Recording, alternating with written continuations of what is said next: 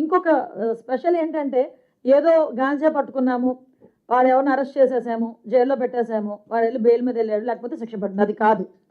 అసలు వీళ్ళ తాలూకా ఆర్థిక మూలాల మీద దెబ్బ కొట్టాలి. ఆర్థిక మూలాలు ఎందుకంటే వాడు ఇలా సంపాదించింది ఎక్కడో ఒక ఎసెట్ రూపంలో పెడతాడు. ఆ ఎసెట్ని కనుక మనం సీజ్ చేయగలిగితే ఇలాంటి యాక్టివిటీస్ తగ్గుతాయని గౌరవ ముఖ్యమంత్రి గారి ఆదేశాల మేరకు ఈ రోజుకి దగ్గర దగ్గర 7 కోట్ల రూపాయలు పైగా ఆస్తులు సీజ్ చేయడం జరిగింది.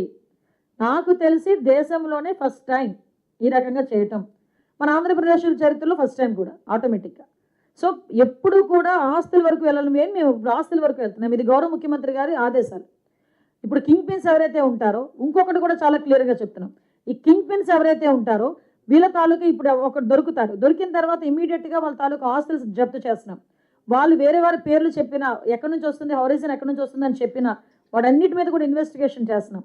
ఇంకొకటి చెప్తున్నామండి, కింగ్ పిన్స్ ఎవరైతే ఉన్నారో, ఎందుకు ఈ మాట చెప్తున్నానంటే పబ్లిక్ అవేర్నెస్ గురించి చెప్తున్నాను. మీ చుట్టుపక్కల ఆర్థిక లావాదేవీలు కానీ, వాళ్ళ బ్యాంక్ ట్రాన్సాక్షన్స్, వాళ్ళ తాలూకా మొబైల్ ట్రాన్సాక్షన్స్ అన్నీ కూడా ఇందులో పరిగణలోకి తీసుకుంటాం.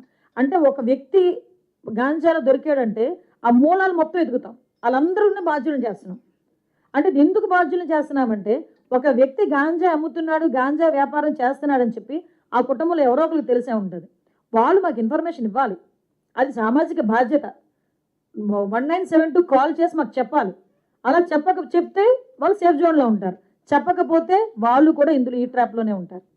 కంపల్సరిగా ఎవరైతే మేము కింగ్ పిన్స్ ఎవరైతే పట్టుకుంటున్నామో వాళ్ళందరూ, ఆ చుట్టుపక్కల ఉన్న వాళ్ళందరినీ కూడా బాధ్యులను చేస్తాం. ఎందుకంటే మేము చాలా పెక్యులర్గా చెప్తున్నానండి, డెఫినెట్గా మేమందరం